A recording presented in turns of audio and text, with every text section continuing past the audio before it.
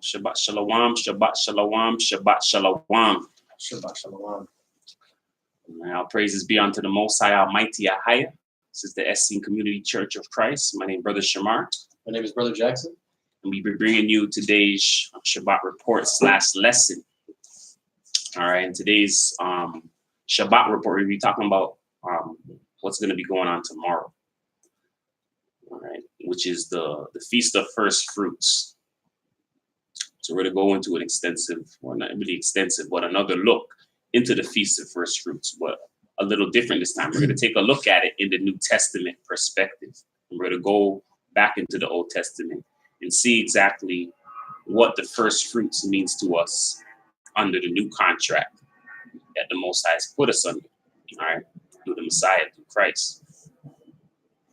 So with that being said, we're going to go and we're going to take a little look at the history of the Feast of First Fruits, how it was operating in the Old Testament and its spiritual significance now under the new contract. So with that being said, let's go right to Isaiah 53, verse 1. The book of Isaiah, chapter 53, verse 1. Who hath believed our report, and to whom is the arm of the Most High revealed? All right, so this goes once again, to Isaiah in the very beginning of it said, who has believed our report, to know that even back then, there's always a problem with people believing, all right? Believing in the report, believing in the instructions, all right? Believing in the things that's witnessed, that's seen by those who the arm of the Lord has been revealed to, all right? We know how the arm of the Lord is revealed. It's revealed onto a person who's reached a certain state of purity where the word of the Lord is sent onto that person to reveal onto that person what the Most High in the invisible revealed onto it, which is Christ. All right. And with that being said, that person gets that and they go out onto the people, and the people have to believe on this report. And the thing is, there's a lot of reports going on. This is how false prophets come in. They come and they say they got a report and they got a report. All right. But those who Christ is within will understand, because he says, you know, they that are, they know, they hear his voice, they know his voice, they know which report is true. All right, but the question still goes out, who shall believe the true report? All right, so with that being said, we're going to go right into the Feast of First Fruits. All right, this lesson is titled The New Covenant, First Fruits of the Spirit. So we're going to go right into where the Most High gives Israel the Feast of First Fruits covenant. We're going to go to Exodus 23 and 14. The book of Exodus, chapter 23, verse 14. 3 times thou shalt keep a feast unto me in the year. Thou shalt keep the feast of unleavened bread. Thou shalt eat unleavened bread 7 days, as I commanded thee, in the time appointed of the month Abib. For in it thou camest out from Egypt, and none shall appear before me empty. And the feast of harvest, the first fruits of thy labors, which thou hast sown in the field, and the feast of ingathering, which is in the end of the year, when thou hast gathered in thy labors out of the field. 3 times in the year all thy males shall appear before the Lord. All right, so the Feast of Ingathering and the Feast of First Fruits. All right, Feast of Ingathering, they also call it the Feast of Tabernacle. Feast of Tabernacle, they're ingathering all the things, the harvest at the end of the year. All right, we have the Feast of First Fruits. And then we have the Feast of Unleavened Bread. These feasts, these 3 feasts are the days where the Most High commands all Yasharallah to come and appear before him. All right. We're going to go to Leviticus 23 and 9. The book of Leviticus, chapter 23, verse 9. And the Most High spake unto Moses, saying, Speak unto the children of Yasharallah, and say unto them, When ye be come into the land which I give unto you, and shall reap the harvest thereof, then ye shall bring a sheaf of first fruits of your harvest unto the priest. And ye shall wave the sheaf before the Lord, to be accepted for you. On the morrow after the Sabbath the priest shall wave it. And ye shall offer that day when ye wave the sheaf, and he lamb without blemish of the first year, for a burnt offering unto the Most High. And the meat offering thereof shall be 2/10 deals of fine flour mingled with oil, an offering made by fire unto the Most High for a sweet savor. And the drink offering thereof shall be of wine, the fourth part of an hin. And ye shall eat neither bread, nor parched corn, nor green ears, until the selfsame day that ye have brought an offering unto your power. It shall be a statute forever throughout your generations in all your dwellings. And ye shall count unto you from I the morrow after the Sabbath, from the day that ye brought the sheaf of the wave offering. 7 Sabbaths shall be complete. Even unto the morrow after the Sabbath, after the 7th Sabbath, shall ye number 50 days, and ye shall offer a new meat offering unto the Most High.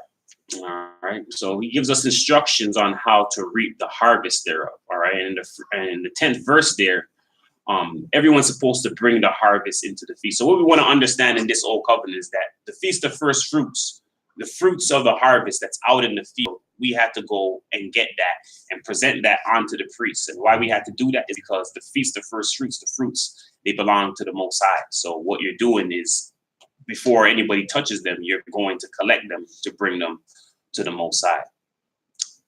This instruction is actually given after the Passover instruction. So this after the Passover instruction, he gives you the week of what to do for that week of Passover. And then after that week of Passover, he starts with the instructions of the first fruits, letting us know that after the Sabbath of the Passover, after the Sabbath of the Passover is finished, so we have the actual Passover, then the week of unleavened bread. After that Sunday after that, that's when you start to count, and that's when the first offering would be made. And then from that Sunday, we count the 50 days to how we get to right here where we are right now, 7 Sabbaths complete, to where we're coming up on the Feast of First Fruits.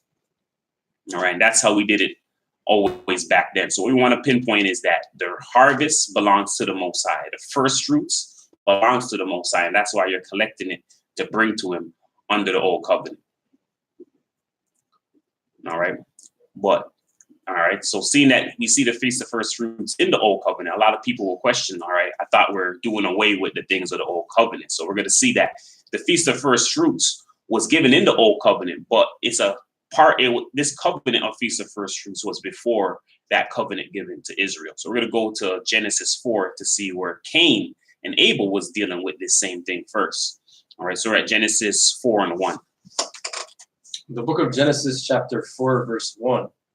And Adam knew Eve, his wife, and she conceived and bare Cain, and said, I have gotten a man from the Most High. And she again bare his brother Abel. And Abel was a keeper of sheep, but Cain was a tiller of the ground. And in process of time it came to pass that Cain brought of the fruit of the ground an offering unto the Most High. And Abel, he also brought of the firstlings of his flock, and of the fat thereof. And the Most High had respect unto Abel and to his offering. All right, so we see here that this is Feast of First Fruits, the firstling of the flock, the first grains of the field. So these same things there, these are the Feast of First Fruits. That's what Cain and Abel was bringing up. I forgot to put a couple of 2 scriptures in there. I'll put it in the chat. But we're going to go to the book of Adam and Eve just so we could see the actual first fruits done properly. Because right here we're seeing Cain. It's showing that Cain is the one bringing the fruits, while Abel is bringing the flock and putting it reverse here. So we're going to go to the book of Adam and Eve, and this is chapter what, 72. All right, this is the first book of Adam and Eve, chapter 72. That's 70. Oh, yeah, Salakia, 77. Yeah. Book of Adam and Eve, chapter 77. Cain 15 years old and Abel 12 years old grow apart. Verse 1. But when Adam saw that the older brother hated the younger, he endeavored to soften their hearts and said to Cain, O my son, take of the first fruit of your sowing and make an offering to the Most High, so that he might forgive you for your wickedness and sin. All right, so here we see that he says, take of the first fruit. All right, and he's speaking this, all right, showing you that this first fruits was here before Israel. So this is not us continuing the old covenant per se, but this is us keeping a covenant that was given unto the people from way before that. All right, that was just reintroduced to Israel under the new covenant, being that they came out of Egypt and didn't have those understandings. All right, so continue. Verse 2, he said also to Abel, take some of your sowing and make an offering and bring it to the Most High, so that he might forgive you for your wickedness and sin. Then Abel obeyed his father's voice, took some of his sowing and made a good offering, and said to his father, Adam, come with me and show me how to offer it up. And they went, Adam and Eve with him, and they showed him how to offer up his gift on the altar. Then after that, they stood up and prayed that the Most High would accept Abel's offering. Then the Most High looked at Abel and accepted his offering, and the Most High was more pleased with Abel than with his offering, because of his good heart and pure body. There was no trace of guile in him. Then they came down from the altar and went to the cave in which they lived. But Abel, by reason of his joy at having made his offering, repeated it 3 times a week, after the example of his father Adam. But as to Cain, he did not want to make an offering. But after his father became very angry, he offered up a gift once. He took the smallest of his sheep for an offering, and when he offered it up, his eyes were on the lamb. Therefore the Most High did not accept his offering, because his heart was full of murderous thoughts. And they all thus lived together in the cave in which Eve had brought forth, until Cain was 15 years old, and Abel 12 years old. All right, so we see there, both of them was instructed to offer up the first fruits, all right, of the land. And Abel offered it up, and he offered it up pleasantly, and the Most High was pleased with him more than the offering, all right, being that his heart was pure in it. All right, more so he wasn't looking at the offering being pure, but the offering was pure as well. He liked that, but he was really looking at the person.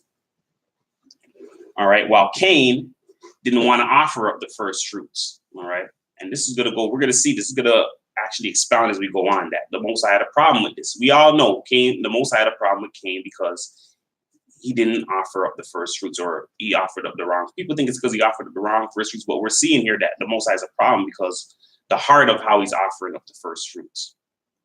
All right, he's not offering up the fruit properly. All right, he didn't even want to offer it, and then he was offering up once, and then had murderous thoughts and thoughts behind the offering up of the fruit. We're gonna go to Hebrews 11 and 4. Hebrews. Actually, we're gonna put a hold on that. We'll continue in the thing. I'll come back to that. We'll go back to the lesson.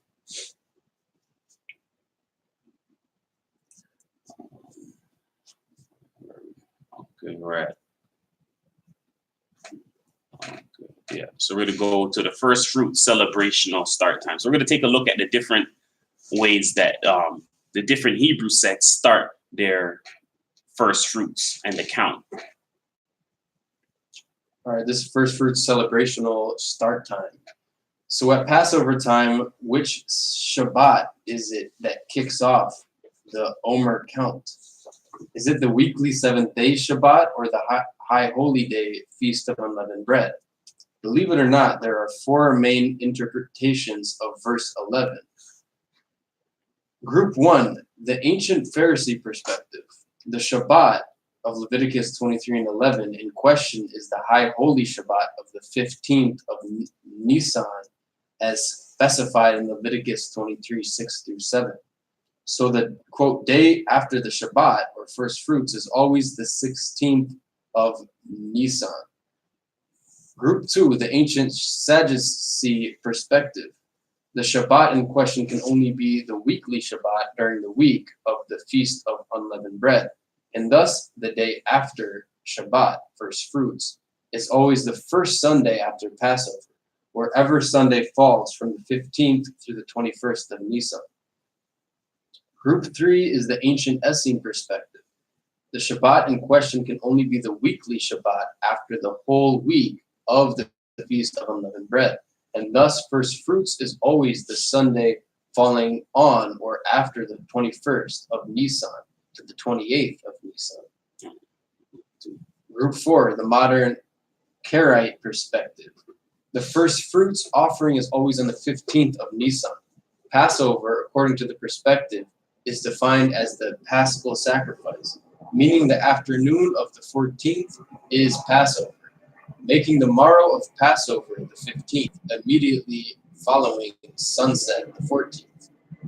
All right, so here we have many people, or most of the Hebrews, they deal with the right as Passover comes that same week of the Passover. So we have the Passover, that same Passover, they start to count. So instead of waiting until the whole festivities, the unleavened bread goes, and then starting to count of the Feast of First Fruits there. All right, and that's key to how we reach the actual time. All right, so another thing is Hebrews, a lot of them only deal with one Feast of First Fruits. All right, so they only deal with this day per se. We already dealt with one prior, knowing that that Sunday where we count the start, that's a Feast of First Fruit day as well. So we have actually 4 Feast of First Fruits day. We're on the second one. All right, and we're gonna go into that. We're gonna go into Numbers 18 and 12. Book of Numbers, chapter 18, verse 12. All the best of the oil and all the best of the wine and of the wheat, the first fruits of them, which they shall offer unto the Most High, them have I given thee. And whatsoever is first ripe in the land, which they shall bring unto the Most High, shall be thine. Every one that is clean in thine house shall eat of it.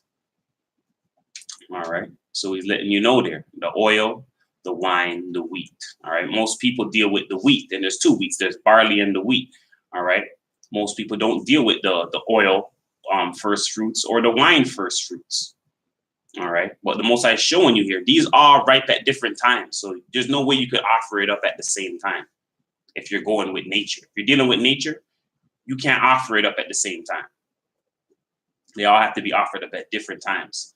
So we're going to go into the definitions there real quick of these things. This is the definition of wheat, Strong's H1750.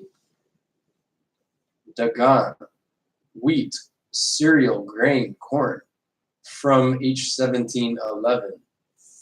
Parts of speech, it's a masculine noun. Strong's definition 1711, properly increased, that is grain, corn, flour, wheat. The definition of oil, Strong's H3323. Fresh oil, shining, pure oil. Origin from Strong's H6671. From H6671, oil as producing light, figuratively anointing, anointed oil. And the definition of wine from H8492, wine, fresh or new wine, must, freshly pressed wine. Origin from H3423 in the sense of expulsion. Strong's definition from H3423 in the sense of expulsion, muster fresh grape juice as just squeezed out. By implication, rarely fermented wine, new sweet wine. All right. So there we have them, all of them listed out there. All right. So we have barley, which is the first Sabbath after the completion of the Feast of Unleavened Bread. Then we have 50 days after that. We have the first fruits. Then 50 days after this first fruits, we're going to have the next one, which is for olives. And after that one, we have another one coming up, which is for wine. And all right. And then there's even one that's going to go down for wood. All right. There's one for wood after, where you offer up the wood, giving thanks for the wood that builds the houses and things. All right. We're going to go to the Most High, then bringing this covenant and establishing it now with Noah. All right. So after the flood, he has to reestablish this to the world after the flood. So this is why he gives it to Noah. So we're going to go to Jubilees 6 and 12. All right. So we're just tracing the Feast of First Fruits, and then we're going to bring it up to the New Testament where the expounding of it will happen. Jubilees 6, 12 through 22. And this testimony is written concerning it continually, so that you should not eat on any day any blood of beasts or birds or cattle during all the days of the earth. And the man who eats the blood of beasts or of cattle or of birds during all the days of the earth, He and his seed shall be rooted out of the land. And do thou command the children of Yasha'Allah to eat no blood, so that their names and their seed may be before the Most High our power continually. And for this law there is no limit of days, for it is forever. They shall observe it throughout their generations, so that they may continue supplicating on your behalf with blood before the altar. Every day and at the time of morning and evening they shall seek forgiveness on your behalf, perpetually before the Most High, that they may keep it and not be rooted out. And he gave to Noah and his sons a sign, eternal covenant, that there should not again be a flood on the earth to destroy it all the days of the earth. For this reason it is ordained and written on the heavenly tablets, that they should celebrate the Feast of Weeks in this month once a year, to renew the covenant every year. And this whole festival was celebrated in heaven from the day of creation till the days of Noah, 26 jubilees and 5 weeks of years. And Noah and his sons observed it for 7 jubilees and 1 week of years, till the day of Noah's death.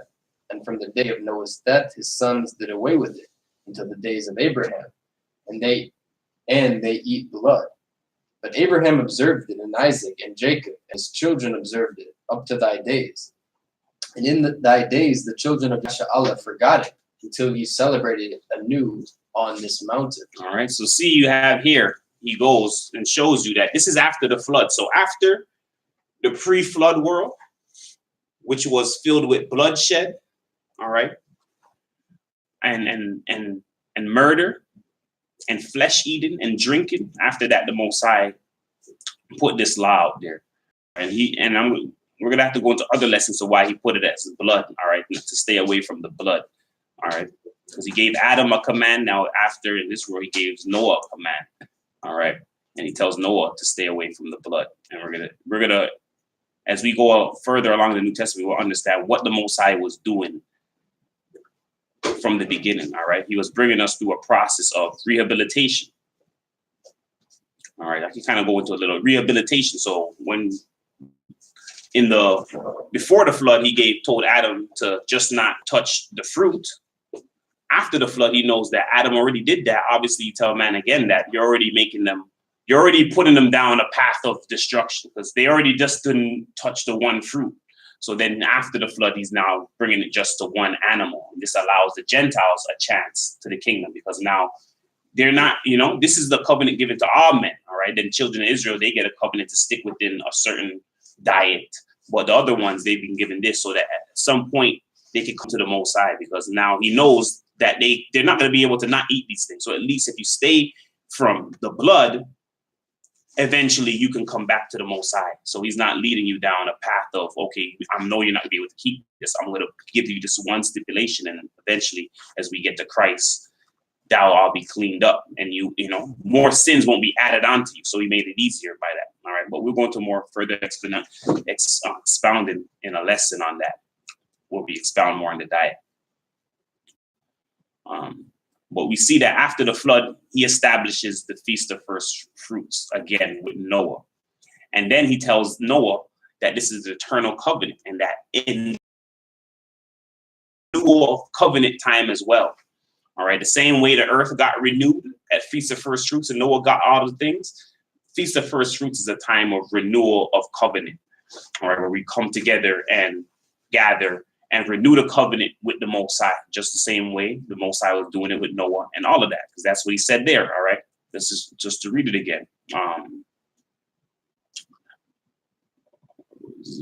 All right, so for this reason it was ordained and written on the heavenly tablets that they should celebrate the Feast of Weeks in this month once a year, to renew the covenant every year. So the Feast of First Fruits at that time, a heavenly covenant was being renewed with the Most High. And you'll see that he keeps renewing the covenant on this particular day as we go further. But just to show you, this day was passed down from Adam, went down to the children, went down to Abraham, went down to Isaac, went to Jacob, went down to the children of Israel. And the children of Israel was the ones that started messing up the feast day and hiding and doing all different types of stuff. All right, so continue. And do thou command the children of Israel to observe this festival in all their generations, for commandment unto them. One day in the year, in this month, they shall celebrate the festival. For it is the feast of weeks and the feast of first fruits. This feast is twofold and of a double nature, according to what is written and engraved concerning it. Celebrate it. For I have written in the book of the first law, in that which I have written for thee, that thou shouldest celebrate it in its season, one day in the year. And I explained to thee its sacrifices, that the children of Yasha'Allah should remember and should celebrate it throughout their generations in this month, one day in every year. All right, so he tells you the Feast of First Fruits, the Feast of Weeks. This feast is twofold, it's of double nature, and that's what we're going to go into today. First, we're seeing the first nature, all right? It's carnal, all right? It's physical. It's bring me the fruits of the land, okay? And we'll see how it turns into the next nature as we continue. All right, but the first nature is bring me the fruits, and we all know what it's about, the fruits and the fruits of the land, the gathering. When Israel knows about it, they all refer to it, the agriculture outside. All right, that's how they deal with it. So we're going to show that this, within Israel, when Israel got it, Issachar was the one that was given over the first fruits. So we're going to go to Testament of Issachar 3 and 6. Testament of Issachar 3 and 6. And my father always rejoiced in my rectitude, because I offered through the priest to the Most High 7 all first fruits. Then to my father also, and the Most High increased 10,000-fold his benefits in my hands. And also Jacob, my father, knew that the Most High aided my singleness. For on all the poor and oppressed I bestowed the good things of the earth in the singleness of my heart. All right. So he's showing you, all right, he's offered up the first fruits. All right. He was given that. When he offered it up, he was given 10,000-fold benefits when he offered up the first fruits. So dealing with the carnal fruits and offering up the carnal fruits to the Most High, he was being blessed through that. And he realized that me offering the first fruits, the 10%, I get 10,000%. So that's an investment plan. So even as we go along and go into the business world and all that, we're going to have to understand how to invest in the Most High's world. The Most High has investment plans in his world. So this is one of them that we touched on the last time, that one of his investment plans is that when you say you are a structured business now and you're dealing with the Most High, give the first fruits, and then he'll bless your business back tenfold. And people have to understand that, all right, that this is actual things that happen, all right? And we can make it actually happen in this world that we live in. And Issachar is attesting to this. He's giving us a testimony that he did this, and he will see an increase in his stuff. All right, so we're going to see that. We're going to go to Testament of Issachar 5 and 1. Testament of Issachar chapter 5 verse 1. Keep therefore, my children, the law of the Most High, and get singleness, and walk in guilelessness, not playing the busybody with the business of your neighbor. But love the Most High and your neighbor. Have compassion on the poor and weak. Bow down your back unto husbandry, and toil in labors in all manner of husbandry, offering gifts to the Most High with thanksgiving. For with the first fruits of the earth will the Most High bless you, even as he blessed all the saints, from Abel even until now. For no other portion is given to you than of the fatness of the earth, whose fruits are raised by toil. For our father Jacob blessed me with the blessings of the earth and of first fruit. All right, so Issachar had the blessings of the first fruits. And Issachar, he deals with a lot of agriculture, all of that. And that's where he got his blessing from. But he showed you that the Most High blesses the earth and people with the first fruits. This is where he gives his blessing. This is where he brings in the blessing from. Even the saints, Abel, everybody was justified by the offering up of the first fruits. All right, but this was the carnal first fruits. All right, this is the fleshly, the physical first fruits with our actual fruits. All right, we're going to go to Romans 8 and 18. The book of Romans chapter 8 verse 18. For I reckon that the sufferings of this present time are not worthy to be compared with the glory which shall be revealed in us. For the earnest expectation of the creature waited for the manifestation of the sons of the Most High. For the creature was made subject to vanity, not willingly, but by reason of him who hath subjected the same in hope. because the creature itself also shall be delivered from the bondage of corruption into the glorious liberty of the children of the Most High. For we know that the whole creation groaneth and travaileth in pain together until now. All right, so we're going to see that Paul here starts to reveal, all right, about the sufferings of this present time can't be compared to the glory which shall be revealed in us. And we're going to see who he's speaking about at this time, all right, and that the whole creation groaneth and travaileth in pain even together now. All right, we're going to go into the definition, but we're going to see how this groaneth and this travailing also connects to the Feast of First Fruits. All right, but we're going to the definition of groaneth here first. Definition of groaneth from G4959, to moan jointly, that is, figuratively experience a common calamity, groan together. All right, so experience a common calamity. So creation, all right, especially the manifestation of the sons of God, those who are coming to that, they're all going to experience a common calamity and groan together and moan jointly. All right, we're going to go into the calamity definition. Definition of calamity: an event causing great and often sudden damage or distress, a disaster. Quote, the journey had led to calamity and ruin. The synonyms: disaster, catastrophe, tragedy, cataclysm, devastating blow, crisis, adversity, blight, tribulation, woe, affliction, evil, misfortune, misadventure, accident, stroke of bad luck, reverse of fortune, setback, mischance, misshape, informal crash. Oh no, that's separate informal. Quote, the fire was only the latest calamity to strike the area. All right, so everybody is showing you to go through this calamity. All right, disaster, woe, tribulation, disaster, catastrophe, tragedy, cataclysm, devastating blows, crisis, adversity, blight, tribulations, woes, affliction, evil, misfortunes, misadventures, accidents, strokes of bad luck, reverse of fortune, setback, mischance, mishap, car crash, archaic bale, archaic mischanter. All of these things is what everybody experiences together coming to this. And this is going to bring you to a confirmation. We're going to go to Romans 8 and 23. We're going to continue there. We're going to show you what these groanings are attached to. The book of Romans chapter 8, verse 24. For we are saved by hope, but hope that is seen is not hope. For what a man seeth. No. Above this, 8 and 23. Romans 8 and 23. And not only they, but ourselves also, which have the first fruits of the Spirit, even we ourselves groan within ourselves, waiting for the adoption, to wit, the redemption of our body. All right. So those with the first fruits of the Spirit, they groaning as well. All creation, everybody together who's with the Most High, they're going to be groaning because they're going to be going through a persecution process. We see the earth, she's about to be purged. What is she going through? She's going through what? Mourning. She's going through a bunch of things. All right. We know that at the time where the woman's getting ready to deliver, that's when she's going through what? Her most affliction. All right. So affliction comes with being delivered.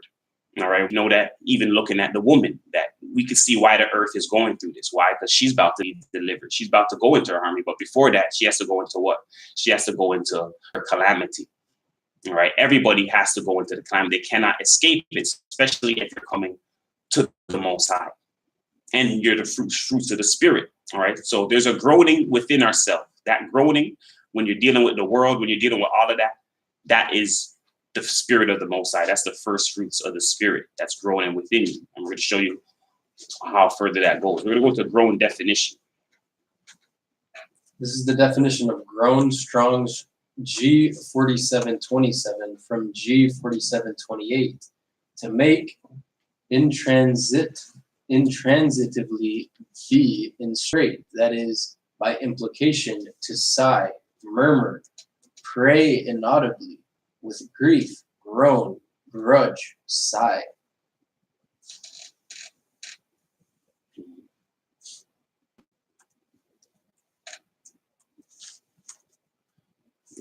inaudibly. So,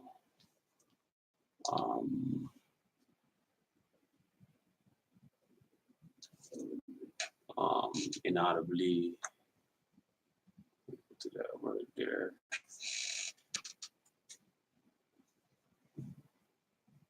All right, inaudibly means without doubt. All right.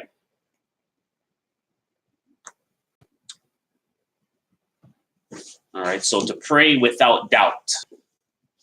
All right, to sigh with grief, groan, sigh, judge, sigh, murmur, pray without doubt, to make or instinctively be in straits. I think it was straits there. Let's see that word.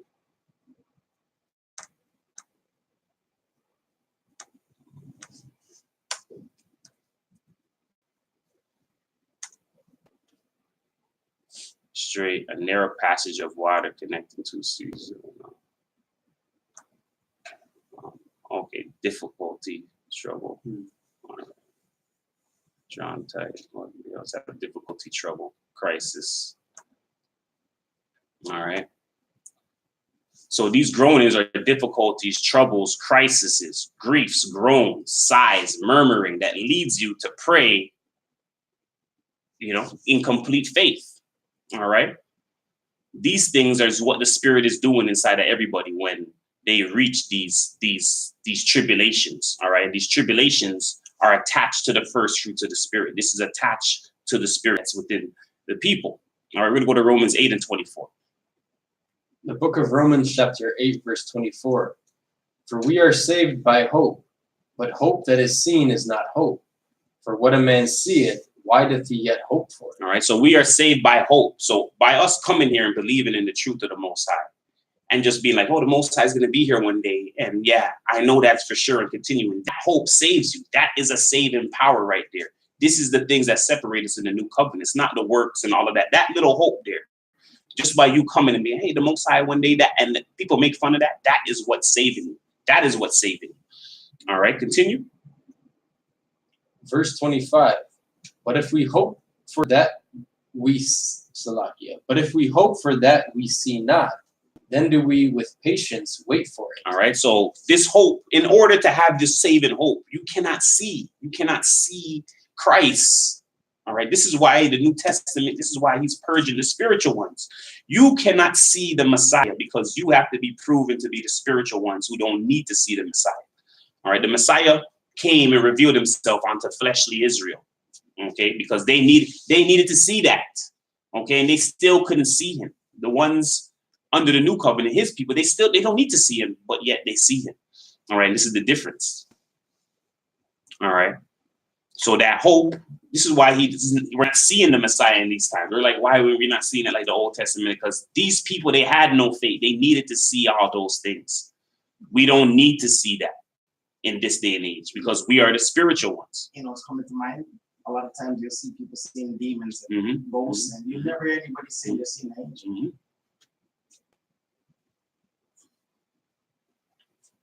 angel. People barely see an angel. they wouldn't even know it's an angel. Okay.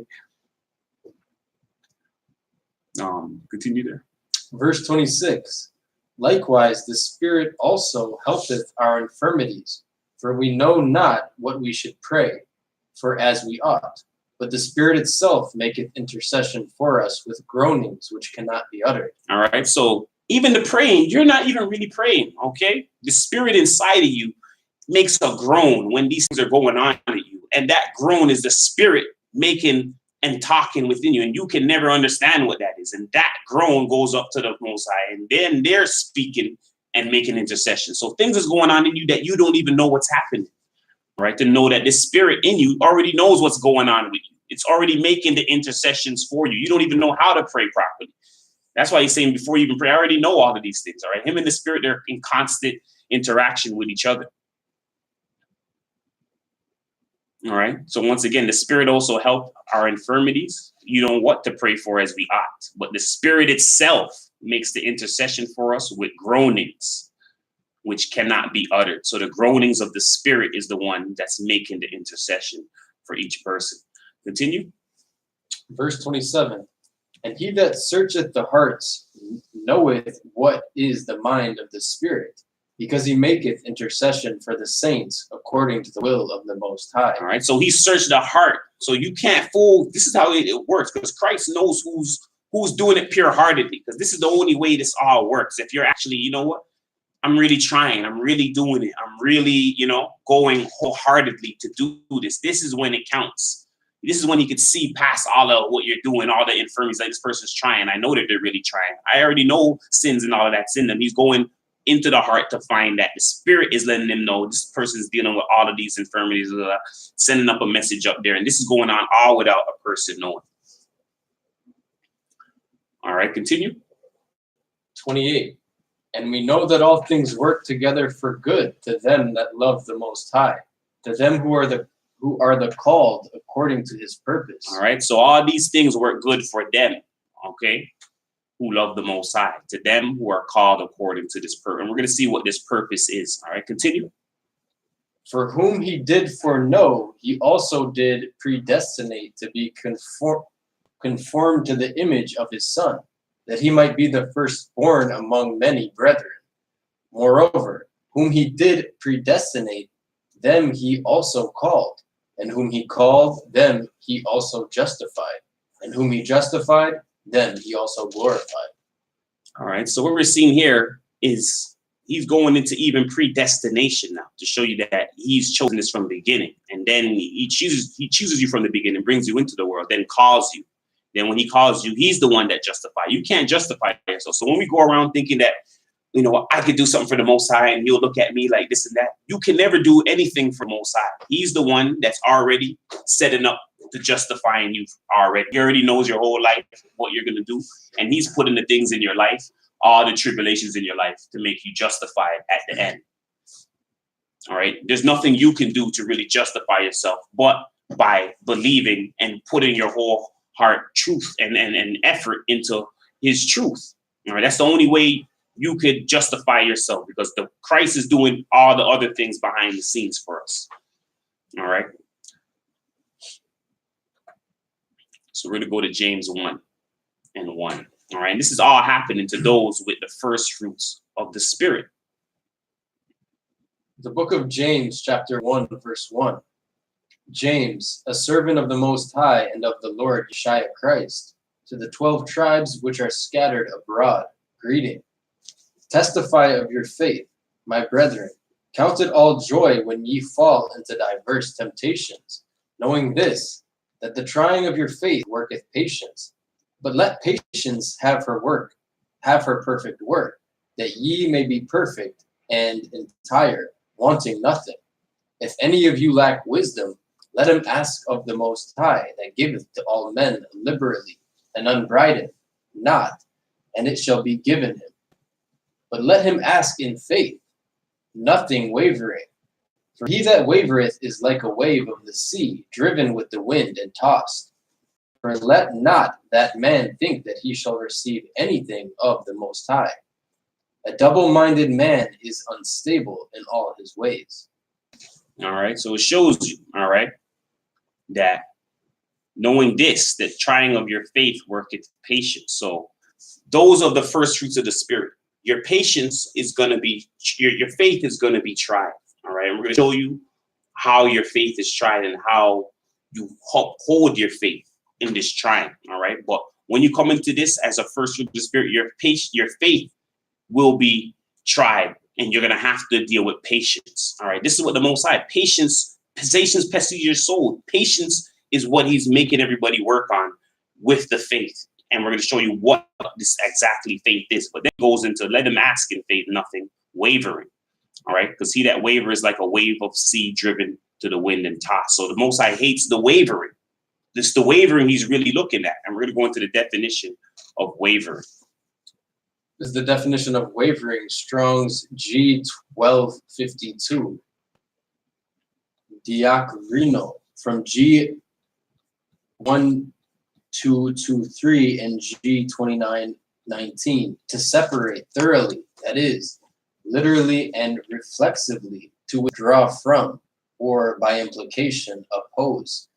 Figuratively, to discriminate, by implication, decide, or reflexively hesitate, contend, make to differ, difference, discern, doubt, judge, be partial, stagger, waver.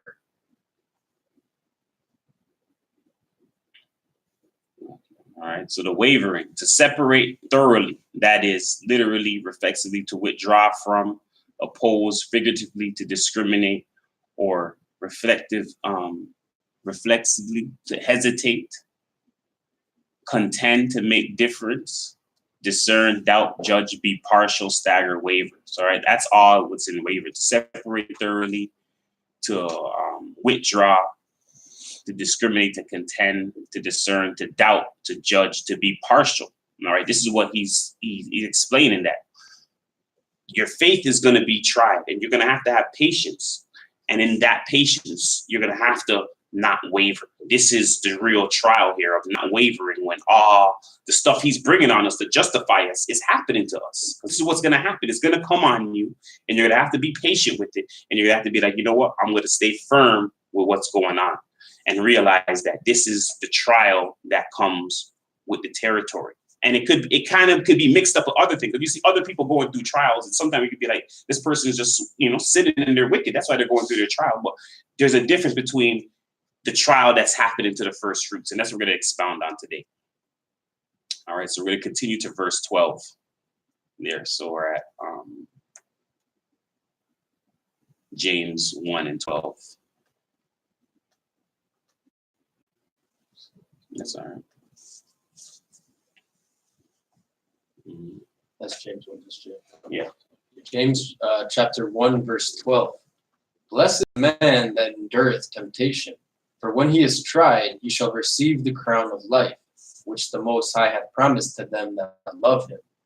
Let no man say when he is tempted, I am tempted of the Most High. For the Most High cannot be tempted with evil, neither tempteth he any man.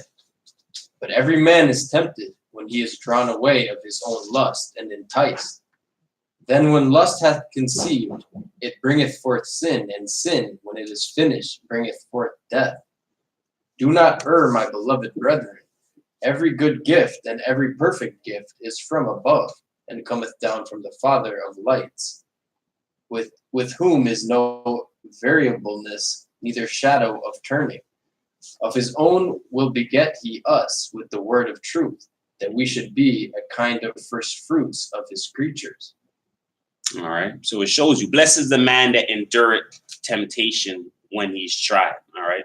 You will receive the crown of life, because that's what's going to come. It's going to tempt you. They're going to tempt you to withdraw from something. People think this temptation is sin. This temptation is not sin. Because the scriptures tells you he knows sin is in the body. He knows your sin. All right. Going back to even Paul, admits sin is in the body, that he's righteous and everything, and he knows the law of sin is still inside of him. So it's not the sin that's more so the temptation. All right. But it's the temptation of the faith, leaving the faith and the wavering.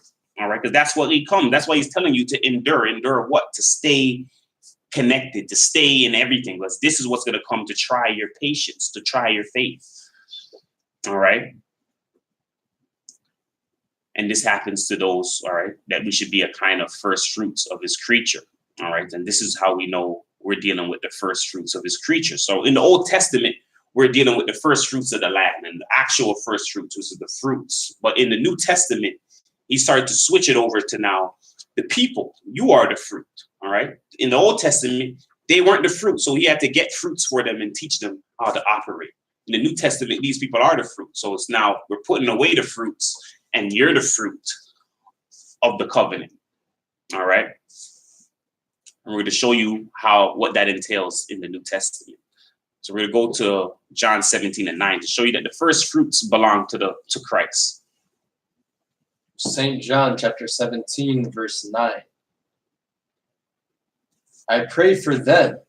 I pray not for the world, but for them which thou hast given me, for they are thine. And all mine are thine, and thine are mine, and I am glorified in them. And now I am no more in the world, but these are in the world. And I come to thee. Holy Father, keep through thine own name those whom thou hast given me, that they may be one as we are. All right. So here you show him, he's saying he pray not for the world, but for them in the world he's been given because they're his. All right. All his are the Most High's. All the Most High's are his, and he's glorified in us. So Christ is going to work for him to be glorified. If he chooses us, he wants to be glorified in us. So he is going to glorify us. It's not us glorifying ourselves. All right. We have to understand what we're going through is what Christ has initially set up to glorify us. All right. I'll continue for us. Verse 12. While I was with them in the world, I kept them in thy name. Those that thou gavest me I have kept, and none of them is lost, but the son of perdition, that the scripture might be fulfilled. And now come I to thee, and these things I speak in the world, that they might have my joy fulfilled in themselves. I have given them thy word, and the world hath hated them, because they are not of the world, even as I am not of the world. All right. So he even says now, he gave them something. So Christ left them in the world. He's not with them no more, but he left the sayings, and then he left. A part of it is that he cannot reveal himself unto you. Okay. He cannot come straight out like that. Okay. But he's given us something. He gave us the word. All right. So continue for us. Read verse 15 again. Actually, start from 14 again. Verse 14. I have given them thy word, and the world hath hated them, because they are not of the world, even as I am not of the world. I pray not that thou shouldest take them out of the world, but that thou shouldest keep them from the evil. Verse 16. They are not of the world, even as I am not of the world. Sanctify them through thy truth. Thy word is truth. All right. So now he's saying, sanctify these ones. All right. Sanctify them through thy truth. All right. Sanctify them through the truth. And he lets us know what is the truth. The word is his truth. So the first fruits of the Most High, which are his people under the new covenant. All right. They are going to be sanctified through truth. And people have to understand exactly what this means, that we're sanctified through the truth. So we're going to go into the definition of sanctified. The definition of sanctified, G37, hagiazu, from G40, to make holy, that is, ceremonially purify or consecrate, mentally to venerate, hallow, be holy, sanctified. All right. So it's to be purified, all right, to consecrate, to venerate, hallow, be holy, sanctified. So what this is letting us know is that people, when they're going outside, when they're trying to see if somebody's holy, what do they base that on? They base that on what the person is doing. Okay. They base it on, some actions and this and that. But in the new covenant, you can't do that, because we have to understand that everybody is what? Everybody has a disease. Okay. Everybody has a disease called sin. Okay, so therefore, even the wisest man on earth, Solomon, fell by what? Sin. So sin, the actions of a person could never justify them, because once you break one thing, you break them all. Okay, so your action could never justify you. The Most High has to create a new way to make you holy. All right, in the new covenant, he's showing us that the way he makes you holy in the new covenant is through the truth. This is why having the truth of the Most High is important. Because everybody outside is trying to deal with works and get right and die, but nobody is dealing with the absolute truth of the Most High. And this truth of the Most High is the most important thing, because this is the purest thing. His truth is pure. It's untainted. This is why it makes you holy. Truth never changes.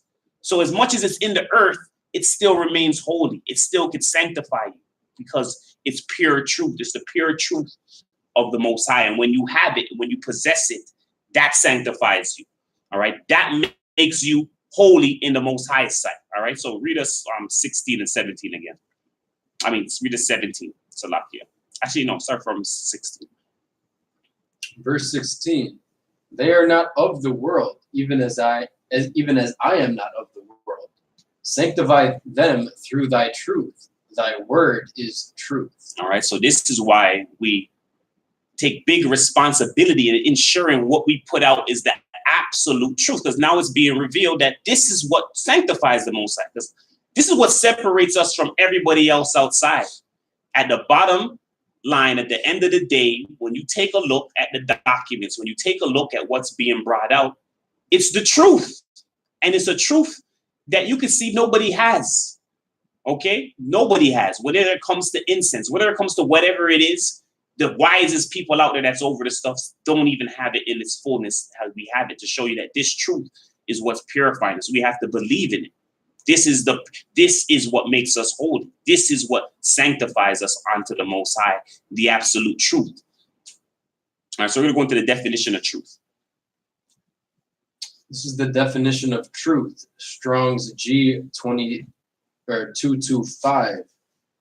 Al-Athia from G227. Truth, true, truly, truth, verity. All right, so it says verity. So we're going to go into verity definition. So we're at the definition of verity. Definition of verity. Noun, verity, plural noun, verities. A true principle or belief, especially one of fundamental importance. Quote, the eternal verities, truth. Quote, irrefutable, objective verity. The origin, late Middle English, from Old French, verite, from Latin, veritas, from veris, true. All right. So a true principle or belief, especially one of fundamental importance. So this is what he's telling us. All right. The true principles of our belief, the fundamental importances of our doctrine is what is sanctifying us. When we were gathered by the Most High, because he said he called many, so we called them. All right. Then he gives his chosen ones the things that's going to sanctify them. And this started with the separation from the no flesh doctrine. All right. This started from right there, where the important principles of our doctrine began to make us holy. All right. And that's what started to happen. This is what separated us from all the bunch. This is what separated us from everybody. And we thought that was under GOCC at a time. We thought it was there. And then the Most High did another one where he gives more truth now to make more holy. As more truth comes, it's like water. It's washing you. The more truth comes, the more it's making you holy. Washing of the water by the word. All right. Washing of the water by the word. What scripture is that? Let's go to it. That's all. Is that Ephesians or Galatians? I think it is. It's Ephesians.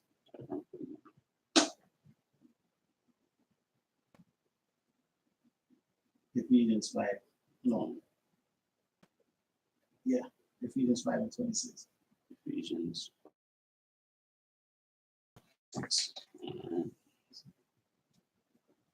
Put it in the chat. All right.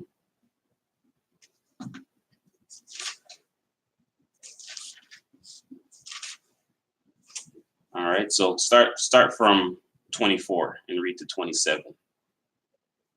Ephesians 5:24. Therefore, as the church is subject unto Christ, so let the wives be to their own husbands in everything. Husbands, love your wives, even as Christ also loved the church and gave himself for it, that he might sanctify and cleanse it with the washing of water by the word, that he might present it to himself a glorious church, not having spot or wrinkle or any such thing, but that it should be holy and without blemish. All right. So this is what he's showing you. He even went to the husband to do the same thing. When you have your wife, start washing her with what? The word of truth is what's doing the purifying, that's bringing you holy. But if your people don't understand how the new covenant operates, you'll go outside and you'll start looking at works. Okay. You start looking at those things to think that does the sanctifying. That's not doing the sanctifying. The truth is doing the sanctifying. And this is what separates. All right. This is what cleanses. This is what cleanses a woman. When you get a woman, what do you give her? You start giving her the truth. And then she starts to cleanse up. Okay. So we're going to go to John 17:18. St. John chapter 17, verse 18. As thou hast sent me into the world, even so have I also sent them to the world. And for their sakes I sanctify myself, that they also might be sanctified through the truth.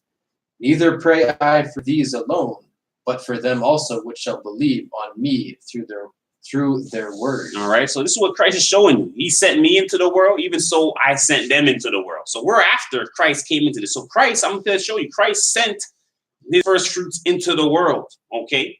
And he sanctified himself before that. Okay. He sanctified himself. Okay. Christ kept himself holy. He kept himself to do what was the purpose of Christ doing that? His holiness became your holiness. Him keeping and staying holy the whole time on earth is the representation of your holiness. You just have to believe in his truth, and you have an attachment to that holiness which is on Christ. And that's the whole point of him being crucified and being able to save sins. People don't understand what that means to be saved by sin. You're stuck in sin, or you have to believe on his truth. And by believing on his truth, you have an attachment onto his holy body that kept all the laws. That's why he did it. He sanctified himself so that we could be sanctified through him by just coming to his truth. And he did the big part. He did the hard part. People are like, oh, how could you do this? And Christ came and he did the hard part for us and told us, here, the truth is here. Deal with the truth. He gonna pray for those who believe the truth and those that hear and believe on the words of those people who are dealing with the truth. So those people who heard the truth and prayed, you could see the Most High is dealing with you because you heard the truth and you're believing on the word that we're dealing with. All right, so we're at John 1:17. St. John chapter 1 verse 17. For the law was given by Moses, but grace and truth came by Yeshua Christ. All right, so in the Old Testament, all that was given in the Old Testament was the law. The law couldn't save. The law didn't have anything that could sanctify you, make you clean. All it was given for you is to give you the patterns of Christ. Christ then comes, gives grace and truth, and this is what makes you holy and brings you to Christ. The law could have never brought you to Christ. All right, he used that to get everybody in sin so that when I come into earth, you have to come to me. Okay, you can't justify yourself. I justified myself. You have to come to me. All right, and when Christ came, that's when he brought the ultimate truth. And that ultimate truth has been purging people from on down. All right, and we're representative of the same thing, knowing that we separate, and this truth has been purging us up until this point. And this truth is what's making us holy. And we have to start looking at it through a new lens, a new glass. All right, to be like, okay, not what they're per se doing, but are they continuing in the truth? Because the other stuff is going to come with it. The tribulations, the trials, the sin, all of that's going to come with it. But is the truth in the midst? Because with the truth in the midst, that lets us know that Christ is bringing and sanctifying and justifying and justifying us. All right, which is the difference between the other people. Christ is not in there because truth is not in there. Christ is the truth. All right. Question then, so when we're talking about first fruits, if it says you shall know them by their fruits, could that be just the words or the truth that there's? Because some people think, oh, you know by the fruits, mean their works, but it could just be like you're saying, with the fruits of the Spirit as well. Because that's the fruits of the Spirit is not really works. It's just long suffering, joy, all of those things. So as long as someone keeps that right spirit, that's all he's really looking at. All right, which is different from someone doing works. Per se, just straight works. You're keeping, because someone could do works and not have the fruits of the Spirit. All right, you're just like, oh, I went outside, I went to meet this sister, I went to get this, but at no time you really had fruits of the Spirit. All right, you could be mean, you could be this, you could be, slothfully about it. So you're like, oh, I gotta go do this, So it all depends. All right, so we're at John 4:20. Is that the verse 3 and 16? Oh, yeah, John 3 and 16. So that's St. John chapter 3, verse 16. For the Most High so loved the world that he gave his only begotten Son, that whosoever believeth in him should not perish, but have everlasting life. All right. So this believing on him is what? Believing on his truth. Those that believe on him through his truth, they have everlasting life. All right. Continue. For the Most High sent not his Son into the world to condemn the world, but that the world through him might be saved. He that believeth on him is not condemned, but he that believeth not is condemned already. His deeds were evil. For everyone that doeth evil hateth the light, neither cometh to the light, lest his deeds should be reproved. But he that doeth truth cometh to the light, that his deeds may be made manifest, that they are wrought in the Most High. All right. So this is what it's showing you. All right. Christ came into the world and everyone's running from Christ. When you see this truth here, a lot of people came into the truth and they run out of the truth. Why? Because when you come into this truth, it starts to expose you. Okay. It starts to make light of what you're doing. It starts to be like, and you have to start to love it. Okay. One thing about us, we embrace when we're wrong. And that's what a lot of other camps, oh, we're wrong. And they try to hide it. They try to go around it. They try to this. If we're wrong, embrace it. We come out, embrace it, change it up. Spiritual growth. Okay. So when people see this first thing makes them run. Okay, they're not understanding this is the Most High purifying you. How else can he has to bring your stuff into the light? You know what I mean? Yes, sister. John 14. Okay, John 14:6. Let's go.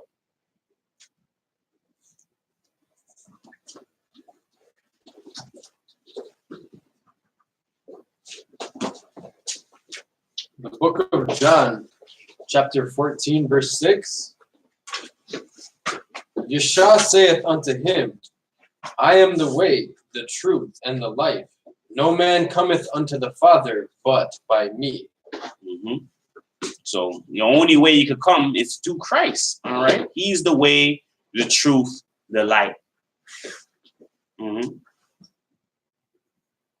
All right. You have to come to Christ and he is the truth. You have to come to his truth. And when people start to come to his truth, they start seeing a bunch of their stuff exposed, but they're not understanding you're coming to light. So if you're coming out of darkness, the stuff on you is going to be exposed.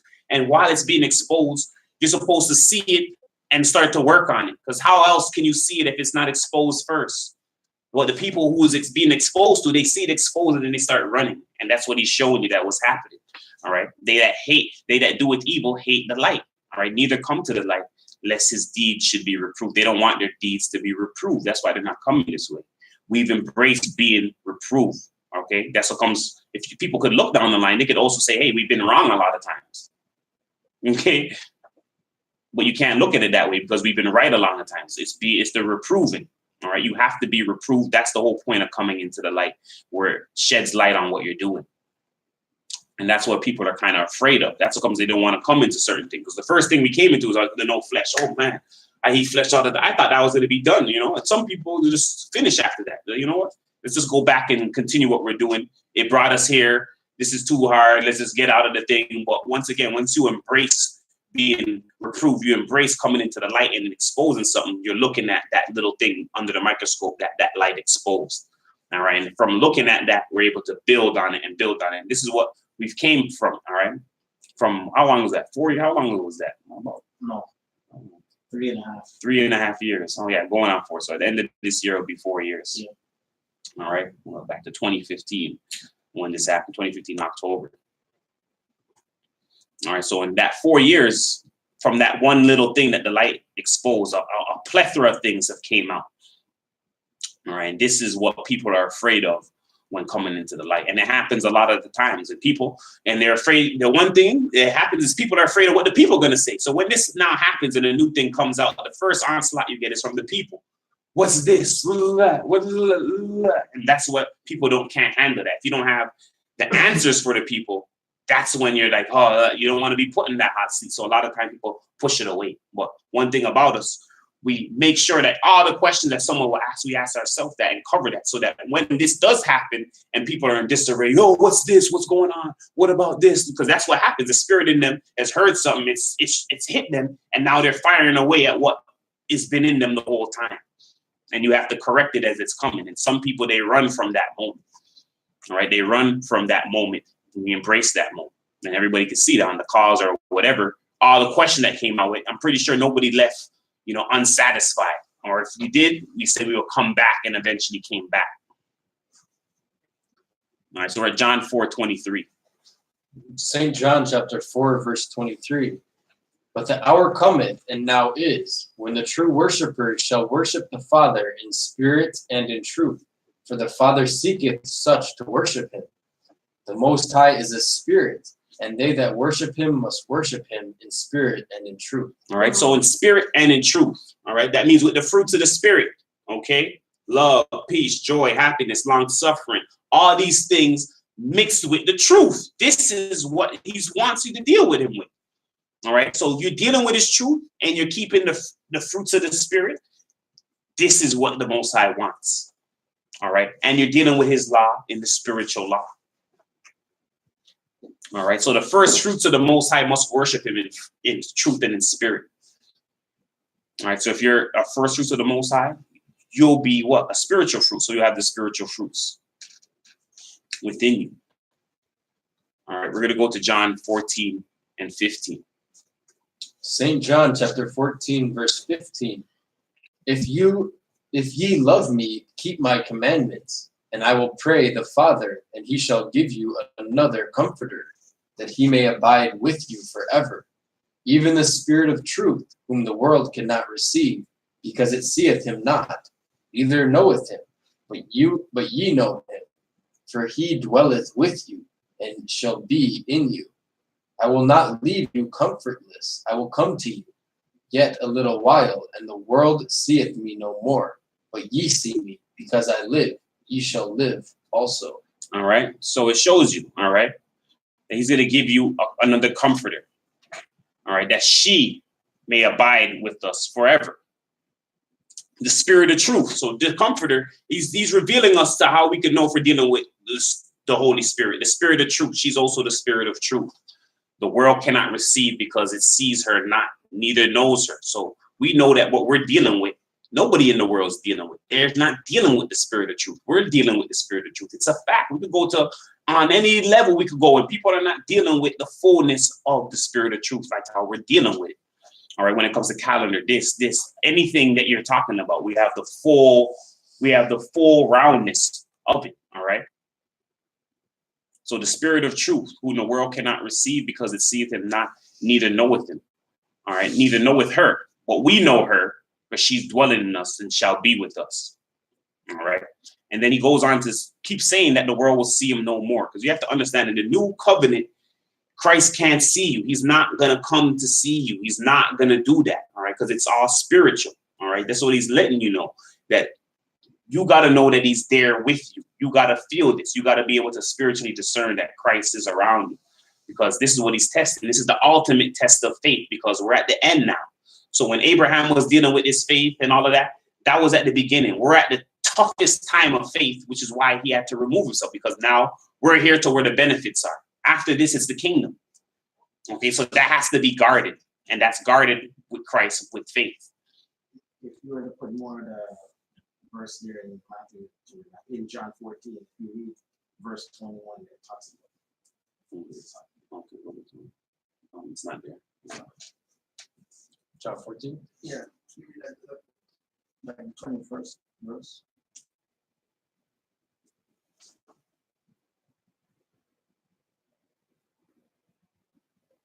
(21) Yeah. John 14 and 21. He that hath my commandments and keepeth them, he it is that loveth me. And he that loveth me shall be loved of my Father.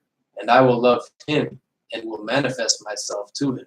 All right. And he'll manifest himself to him by his truth, because Christ is the truth. He is the word. The word is the truth. Okay. So we're at John 16. St. John chapter 16, verse 12. I have yet many things to say unto you. Or is it the one before 14 to 15? Yeah, we read that. We just read that. Yeah. 16 and 12. I have yet many things to say unto you, but ye cannot bear them now. Howbeit, when he or when she, the Spirit of truth, is come, she will guide you into all truth. For she shall not speak of herself, but whosoever she shall hear, that shall she speak, and she will show you the things to come. She shall glorify me, and she shall receive of mine, and shall show it unto you. All right. So he says, I have many things yet to say unto you, but you cannot bear them now. Howbeit, when the Spirit of truth is come, she will guide you into all truth. So this is how we know what the Spirit of truth is dealing with you. She's guiding you into all truth. Just take a look at the 4 years of the plethora of truth that's been stacked up. Okay. Just let us know she's guiding us into all topics. Okay. And we're going into some real deep ones coming up. Okay. She's bringing us into a whole new thing of the new covenant. At the time of the new covenant, it's her guiding everything. When people are thinking that it's methodically being plotted out by us, it's not being methodically plotted out by us, it's by the Most High. Okay. At no time we put a methodical plot to. We're just going with the flow, and the flow is the Spirit. All right. So she shows you the Spirit of truth is come. She will guide you into all truth. All right. She shall not speak of herself. All right. For whatsoever she shall hear, she shall speak, and she will show you things to come. All right. And she's going to glorify Christ. And that's what she's been doing. She's been glorifying Christ and sanctifying him, showing him how holy he is. When we thought Christ was eating flesh and doing this and doing that, she's showing us a more realer, truer Christ, deeper, different Christ than what we were growing up with. Oh yeah, Jesus, he saved and he died. And she's showing us the true Christ, you know, much more complex than what we thought before. All right. So we're at Jeremiah 1 and 4. The book of Jeremiah, chapter 1, verse 4. Then the word of the Most High came unto me, saying, Before I formed thee in the belly, I knew thee, and before thou camest forth out of the womb, I sanctified thee, and I ordained thee a prophet unto the nations. All right. We're going to go to the Septuagint version as well. Go to This is the Jeremiah 1 and 4 out of the Septuagint. And the word of the Most High came to him, saying, Before I formed thee in the belly, I knew thee. Before thou camest forth from the womb, I sanctified thee. I appointed thee a prophet to the nations. And I said, O Most High, thou art supreme power. Behold, I know not how to speak, for I am a child. And the Most High said to me, Say not, I am a child, for thou shalt go to whosoever I shall send thee. And according to all the words that I shall command thee, thou shalt speak. Be not afraid before them, for I am with thee to deliver thee, saith the Most High. All right. So he was letting through Jeremiah. All right. He was letting Jeremiah know that before thee, he formed thee in the womb. All right. That before he came out of the womb, he was sanctified. So the Most High sanctified before, and he sanctified in. So he sanctified you before you came into the earth, and then he sanctified you in the earth. All right, and that's what he was doing with Jeremiah. So I'm getting to Jeremiah went through the same sanctification processes, all right, the same afflictions. All right. This is the book of Acts, chapter 26, verse 14. And when we were all fallen to earth, I heard a voice speaking unto me, and saying in the Hebrew tongue, Saul, Saul, why persecutest thou me? It is hard for thee to kick against the pricks. And I said, Who art thou, Lord? And he said, I am Yeshua, whom thou persecutest. But rise and stand upon thy feet, for I have appeared unto thee for this purpose, to make thee a minister and a witness, both of these things which thou hast seen, and of those things in the which I will appear unto thee. All right. And once again, just to look at this, all right, that Christ took Saul, and Saul was a sinner. And did Saul have to do anything? Did Paul have to do anything to be justified or to be holy? Or did Christ make him holy? All right. Christ stopped him when he was going to do his sin and made him holy, to show you that it's Christ that makes you holy, not you. You cannot make yourself holy. All right. And he's not looking for you to make yourself holy, because Paul didn't do anything. All right. Christ chosen. He was a chosen. And when you're chosen, he sanctifies you. All right. Continue. Verse 17. Delivering thee from the people and from the Gentiles, unto whom now I send thee, to open their eyes and to turn them from darkness to light, and from the power of Satan unto the Most High, that they may receive forgiveness of sins and inheritance among them which are sanctified by faith that is in me. All right. So once again, sanctified by the faith. So he was letting them know that these people, these Gentiles, once again, I showed to you that the Gentiles, he was going to bring in and sanctify through their faith. So you're wondering how these Gentiles who was in so much sin, that was eating blood and doing all of these things, was able to be sanctified. They're sanctified by their faith. So because they're in so much unbelief, because their life was so messed up, because they didn't have the truth, that made it even more better for them to be sanctified by believing. That made it stronger for them. Okay, and it made it worse for Israel. So that's what Israel doesn't understand, because the Gentile, because the Most High was far away from them believing makes them even more holy. But Israel, who's been given the law, you not believing makes it even worse now. Okay, because it's right there close to you. It's right there with you. All right, where in the Gentile, it's far away. So you believing is stronger now than Israelite believing. Like, okay, you believe it was in front of you your whole life. I gave it to you. It was a custom. I forced on you. I told you if you didn't do this, I was going to done you. You know what I mean? All these things he did to make you do that, compared to the Gentile who didn't have any patterns of it, nothing, and then heard it and then believed it immediately. That makes them holy. All right. So we're at 1 Peter 4:12. All right. So we're gonna see that the first fruits partake of Christ's suffering. So if you're a first fruit of the Spirit, you're gonna partake of Christ's suffering. All right. So we're at 1 Peter 4:12. 1 Peter chapter 4, verse 12. Beloved, think it not strange concerning the fiery trial which is to try you, as though some strange thing happened unto you. But rejoice, insomuch as ye are partakers of Christ's sufferings, that when his glory shall be revealed, ye may be glad also with exceeding joy. If ye be reproached for the name of Christ, happy are ye, for the Spirit of glory and of the Most High resteth upon you. On their part he is evil spoken of, but on your part he is glorified. But let none of you suffer as a murderer, or as a thief, or as an evildoer, or as a busybody in other men's matters. Yet if any man suffer as a Christian, let him not be ashamed, but let him glorify the Most High on this behalf. All right. So it shows you, beloved, think it not strange concerning the fiery trial, which is to try you, as though some strange thing happened to you. So this is what he's telling to the first fruits. Do not think it's strange when something happened to me. Oh, I'm dealing with this. I'm going through that. This is what's supposed to happen. It's a fiery trial. It's to come upon you. It's to seize you. Sin's supposed to come upon you and take hold of you real quick, to make you, what's going on? Why am I being tried? Why is this things happening to me? Why is this calamities happening to my life? Why is this thing happening to me right now? All of this is to try you, to see if you're going to remain in the faith. If you're going to remain in the truth, because this is the same. This is why Satan's the one bringing this amongst you, to get you out of the truth. Because guess what these things do? They make someone not attend the truth. You don't come to the truth, you don't deal with it no more. All right.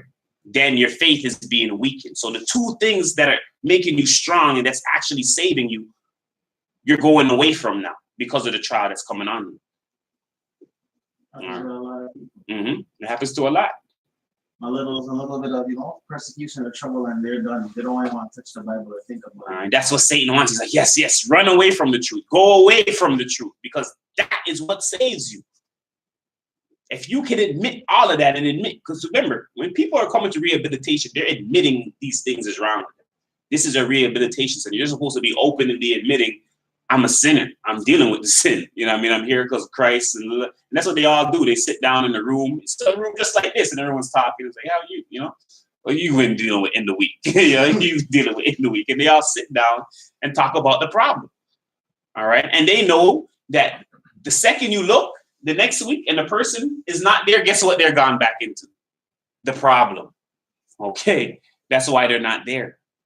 You left the rehabilitation center. It's taken hold of you. You can't be, all you have to do is go through the steps. Everyone tell you, let me go through the rehabilitation center. It might take some time. It might take, but as long as you stayed the course, you're gonna get through it. But if you leave, you can never get through it. You go right back into the problem outside.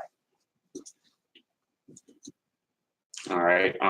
So we're gonna continue. Verse 17. For the time is come that judgment must begin at the house of the Most High. And if it first begin at us, what shall the end be of them that obey not the gospel of the Most High? All right. So the judgment comes first at the house of God. those who's dealing with the stuff, those who's dealing with this. And the people are looking at you and seeing persecution come on you. Those other people should be aware, because guess when it's time to come on the sinner, if it's happening to the person who's dealing with the truth and all of that, trying to come to the Most High, guess what's going to happen to the people looking on that it's not happening to? Yours is being held for a moment. All right, for that one moment, we're just going to.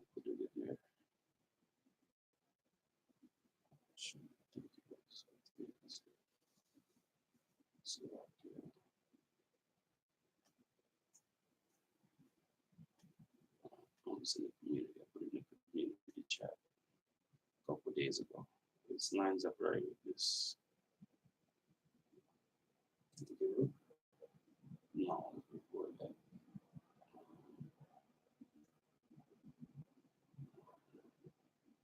Okay, many called. Here we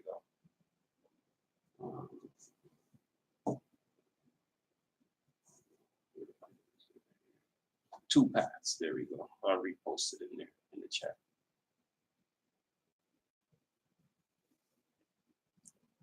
All right. So the Clementine Homilies, chapter 7. This is the Clementine Homilies, chapter 7. The two paths.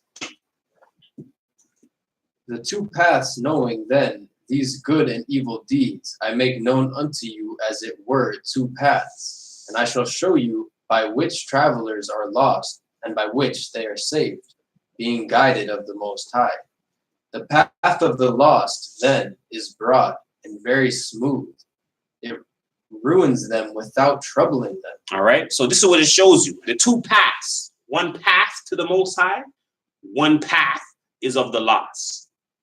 All right, the path of the lost, it says, is broad, very smooth. So it's a broad path, it's smooth, it's, yeah, everything's good, living life, you know what I mean?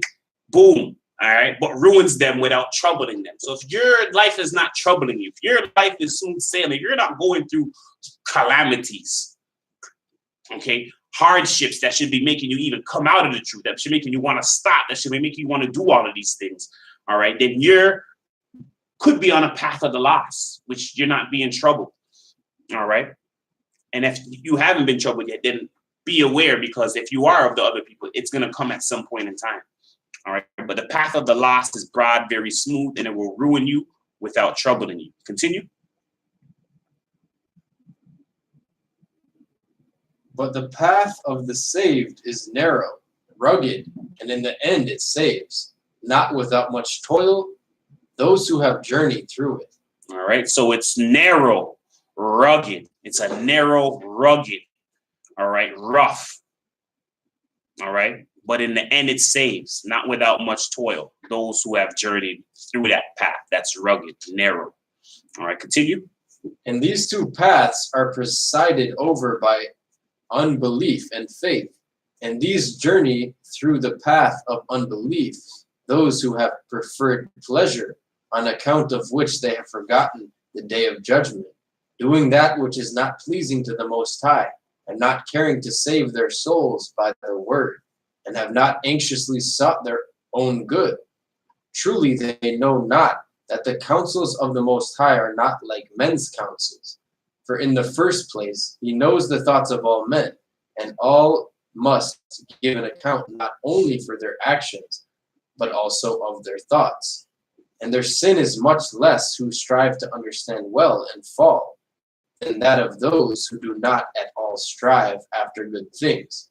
Because it has pleased the Most High that he who errs in his knowledge of good, as men count errors, should be saved after being slightly punished. All right, so it pleased the Most High that he who errs in his knowledge of good, as men counts error, should be saved after being slightly punished. So, right, these calamities that's coming upon them is this punishment before the saving. So he's like, you know, I'm gonna save you at the end. So that's why I'm punishing you right now. The other people, you're punishing is at the end. So why would I, you know, punish you right now? I'm gonna punish you right now. You're like, I'll punish you at the end.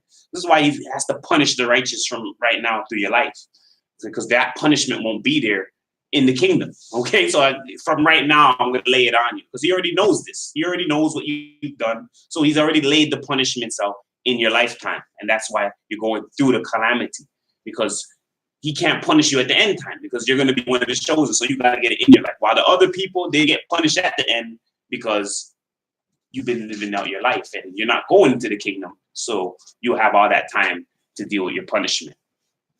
That's why even it says, and their sin is much less who strive to understand well and fall than those that who do not strive at all after good things. Mm-hmm. So you just striving and falling. The Most High is not looking at you like, oh. And this is what I'm saying. This is like a baby. When you have a baby and the baby is trying to, and it fall down, you're not like, oh, the baby fell. You're like, oh, the baby tried to crawl.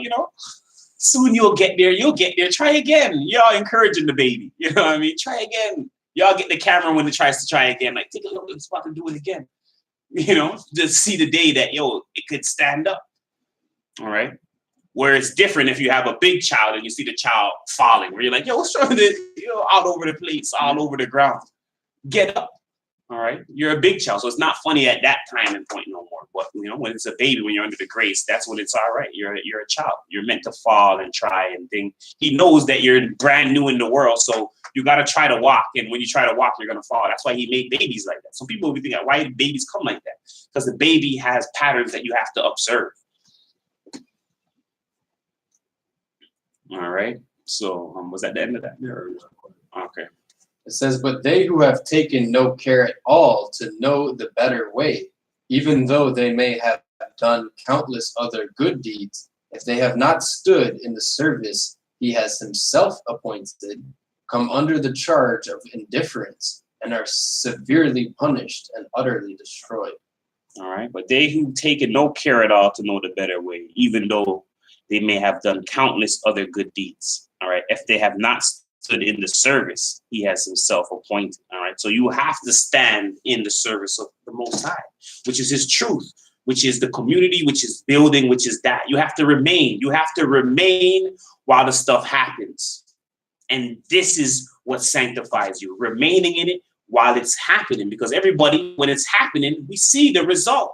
They go the opposite way, and that's what you cannot do. That's like the gold getting up out the fire when it's trying to be refined. Say, I'm out of here. It can't be refined. It has to stay in the fire. You have to stay in the fire. All right, even though and some days it's hard, and that's what Satan is trying to do. He's trying to get people out of that because he knows that Christ saves by the truth and by the faith. All right, so you dealing with the truth and you believing, and then you adding in your belief with it. And we're going to go into a couple more scriptures, and then we'll end there. Where are we? 17. Okay, yeah, verse 17. Verse 17, for the time has come that judgment must begin at the house of the Most High. And if it first begin at us, what shall the end be of them that obey not the gospel of the Most High? And if the righteous scarcely be saved, where shall the ungodly and the sinner appear? Wherefore let them that suffer according to the will of the Most High commit the keeping of their souls to him in well-doing, as unto a faithful Creator. If the judgment starts at the house of God, let's imagine the judgment on the others after. All right, so we're going to go to Ephesians 1 and 19 and 1 and 9. Salaki. Book of Ephesians, chapter 1, verse 9. Having made known unto us the mystery of his will, according to his good pleasure, which he hath purposed in himself, that in the dispensation of the fullness of times he might gather together in one all things in Christ, both which are in heaven and which are on earth, even in him, in whom also we have obtained an inheritance, being predestinated according to the purpose of him who worketh all things after the counsel of his own will, that we should be to the praise of his glory, who first trusted in Christ, in whom ye also trusted, after that ye heard the word of truth, the gospel of your salvation, in whom also after that ye believed, ye were sealed with that Holy Spirit of promise, which is the earnest of our inheritance unto the redemption of the purchased possession, unto the praise of his glory. All right, so it shows you, all right, in whom you also trusted after you heard the word of truth. You heard the word of truth and something entered you and you were like, yo, what's going on? That thing attached you and gripped you and it pulled you immediately, okay? And then you start hearing the gospel more. You start to come to it. You started hearing the gospel, all right? And after you believed in that gospel, in the truth, you were sealed. This is what it's saying. You were sealed. You have to start believing in this stuff. You have to start understanding what's going on, all right? That you were sealed at the moment that you felt that truth and start to come to it. And now you could confirm that you're a part of that because you could look at the overall. You have a bunch of years to look at. You have a bunch of processes, a bunch of steps that you took, a bunch of things that you went through to be able to look and see, yeah, it was the Holy Spirit that's been dealing, that's brought us to this point. We've reached through a bunch of things. And now he's telling you from the first time you heard it, you were sealed. When you first heard it, you were the chosen one that was sealed with the Holy Spirit of promise. So it was a promise to come to you. Not that you would have the stuff now, but the Holy Spirit was letting you know that, yeah, come, I have this promise for you. So you were sealed at that time by the Holy Spirit of promise. So this is the Holy Spirit. She has many different factors, many different ways she's been manifested onto your life that you didn't know. And this is another one of those ones, all right? After you heard the word of truth, and then we can know that ours is the truth. How do we know? We went through a lot of things. We know we have the true interpretations of the scriptures, all right? Being backed up by the forefathers, by the even the early church fathers, all right, who are in the spiritual mindset to let us know we're on the right path. All right, so that's the truth. Everybody here eventually broke off from the Hebrew, the whole Hebrew thing that was going on, and we ended up here confirming that we're the ones he's sealed with that promise because we have what? The word of truth. Okay, the word of truth. Okay, that's what other people. That's the other people. You're all right, brother? Yeah. Other people, they don't have that. So they might think that, okay? So they'll be like, oh, some people can say that, oh, yeah, you know, we woke up and I know from that moment. But what makes us different is that we know for sure this is the truth. What they're doing is not the truth. This is the truth, okay? So we can believe that we were sealed at that moment. We start to hear the truth, and it brought us all from different parts of where we're from. All right. And that promise, it was there. You should look at that promise as you'll see Christ on that day when he comes. You'll see that redemption on the day when Christ comes into the earth. All right. So we're at James 2 and 14. The book of James, chapter 2, verse 14. What doth it profit, my brethren, though a man say he hath faith and have not works? Can faith save him? All right. So we're going to look at the faith because we're seeing here the scripture says, okay, you have the truth and you're sanctified and justified. All right. You have the truth and you're sanctified and justified. Now you have faith as well. So people might think these two things is all you need now. Okay. So we're not saying all you need is to have the truth and all you need is to have a little faith. All right. You still need works in there, but works is the absolute last thing that you need. But it's still something you need, and we're going to show you why. All right, but continue. Verse 15. If a brother or sister be naked and destitute of daily food, and one of you say unto them, depart in peace, be ye warmed and filled, notwithstanding ye give them not those things which are needful to the body, what doth it profit? Even so faith, if it hath not works, is dead, being alone. Yea, a man may say, thou hast faith, and I have works. Show me thy faith without thy works, and I will show thee my faith by my works. All right, so someone believes, all right? So we could have the truth. We know the truth sanctifies you, makes you holy. The faith as well, okay? But you can't just have the truth and the faith, because you could just have the truth and the faith, and you could just be like, hey, I'm chilling now, okay? He now puts in a next integral thing, which the works still, that's why the works is not dead yet, okay? Because he knows you have the truth and the faith. You just be like, hey, I'm done. I'm finished. Okay, we have truth, faith. I can chill at home. I got the truth and I believe. But he added in the works in there because the works is the livelihood of what you're doing. Okay, if you don't have the works there, it's like what you're doing is dead. It's already dead. The works is what shows you that it's alive and ticking. Okay, so that's why he adds in the works. But you shouldn't be looking at the works to be like, this is what sanctifies it. The works is what lets you know it's alive. Okay, the works lets you know it's alive, because someone could be like, I believe I got the truth, but you at home, no, it's dead at that time. Okay, the works is the alive part of the truth, not the sanctifying part. It's what lets you know it's alive. So I have the truth, I believe, and guess what? I'm doing the stuff now. And that stuff is not what sanctifies it. It just lets you know what I'm doing is alive in Christ. Okay? It's the truth and the faith that's sanctifying everything. All right? The works, you cannot be justified by works. And that's why people outside is doing the opposite. They're trying to come in by the work side. Okay? How much works can I do? Make sure the works is best. And they all fooling themselves, because we all know, even Solomon, they all sin. Okay? The scriptures tell us, a righteous man falls 7 times. All right? Get up and get up and fall. All right? 7 times. All right? So the works is what lets us know that what we're doing is not dead. That's all the works is there. No one should be looking at works as what's the sanctifying thing. Okay? Because Christ told us his truth sanctifies and the faith sanctifies. All right? Is that where we're at now? 19. Continue. Thou believest that there is one power. Thou doest well. The devils also believe and tremble. But wilt thou know, O vain man, that faith without works is dead? Was not Abraham our father justified by works when he had offered Isaac his son upon the altar?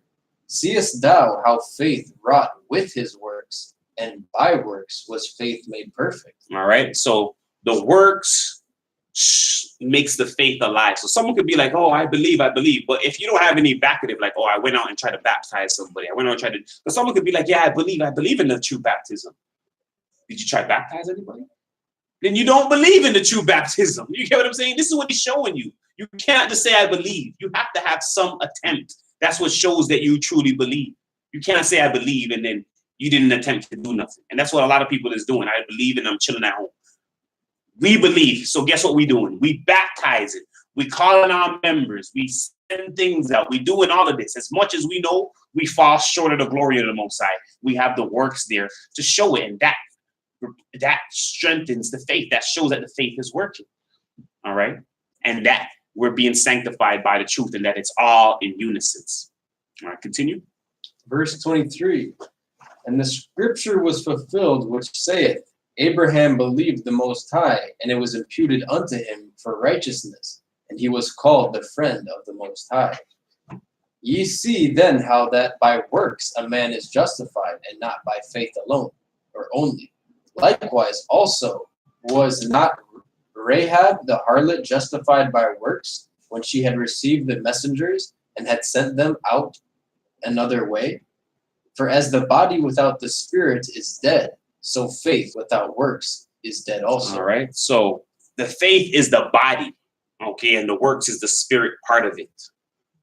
So the faith is the body. If there's no works in that faith, then the faith is dead. That's what it's been telling us. All right. So even though you can believe in the truth and you can be sanctified, even though you can be sanctified by the truth and have the faith of the Most High, you have to have the works to complete the whole thing. All right. So somebody can't not say that and not have the works. All right. So we're going to go to Hebrews 10. So we're going to show you now that you have the works and all of that, what is the full assurance of your faith? What assures you that you're fully in that faith that is a sanctifying, saving faith? All right. One of the things is works, but there's also one other thing. All right. This works has something added with it. And there, so we're going to go to see. So we're at Hebrews 10 and 19.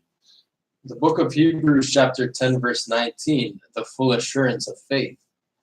Having therefore, brethren, boldness to enter into the holiest by the blood of Yeshua, by a new and living way, which he hath consecrated for us, through the veil, that is to say, his flesh. All right. So this new and living way, he's consecrated for us through his flesh. All right. Which gave us the new covenant. This is the new way, the new covenant.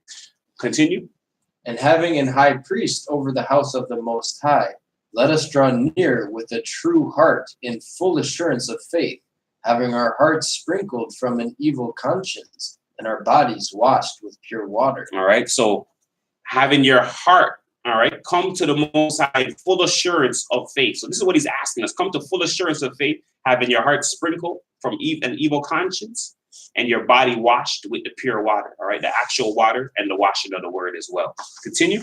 Let us hold fast the profession of our faith without wavering, for he is faithful that promised.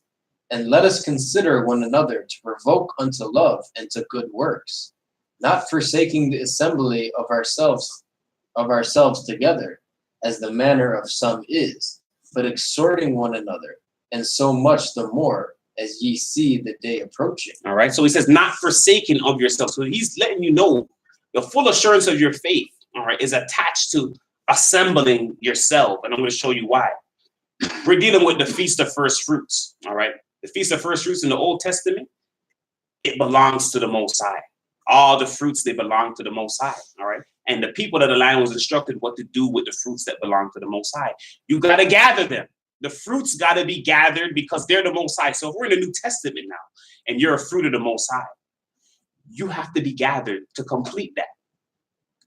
If you're a first fruit, you got to be gathered with the first fruits. Okay? And you not gathering is breaking the natural. Fruits are to be gathered. So if a fruit doesn't gather or want to be gathered, it's going against its nature. It's going against its divine nature. All right? That's why he's so big on gathering in the New Testament.